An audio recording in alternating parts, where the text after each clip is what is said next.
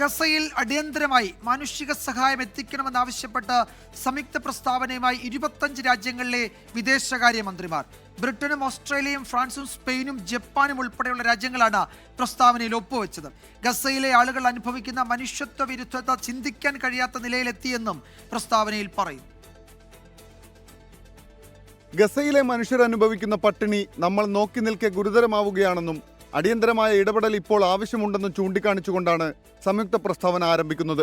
മാനുഷിക സഹായങ്ങളുമായി ഗസയിലേക്ക് എത്തുന്ന NGOകൾക്ക് ഇസ്രായേലി സർക്കാർ പുതുതായി ഏർപ്പെടുത്തിയ രജിസ്ട്രേഷൻ പ്രക്രിയ കാരണം നിർബന്ധിതമായി മടങ്ങിപ്പോകേണ്ട സാഹചര്യമുണ്ടെന്നും ഈ സാങ്കേതിക തടസ്സം എടുത്തുമാറ്റണമെന്ന് തങ്ങൾ ഇസ്രായേലി സർക്കാരിനോട് ആവശ്യപ്പെടുകയാണെന്നും പ്രസ്താവനയിൽ പറയുന്നു.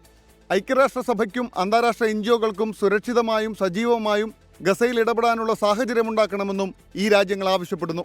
ഭക്ഷണം, അവശ്യവസ്തുക്കൾ, മരുന്ന്, വൃത്തിയുള്ള കുടിവെള്ളം ഉൾപ്പെടെയുള്ളവ എത്തിക്കാൻ സാധിക്കണമെന്നും ആവശ്യപ്പെട്ട പ്രസ്താവന അവസാനിക്കുന്നത് ഗസയിൽ വെടിനിർത്തലിന് ശ്രമിച്ച അമേരിക്ക, ഖത്തർ, ഈജിപ്ത് എന്നീ രാജ്യങ്ങൾക്ക് നന്ദി പറഞ്ഞുകൊണ്ടാണ്. International desk 24.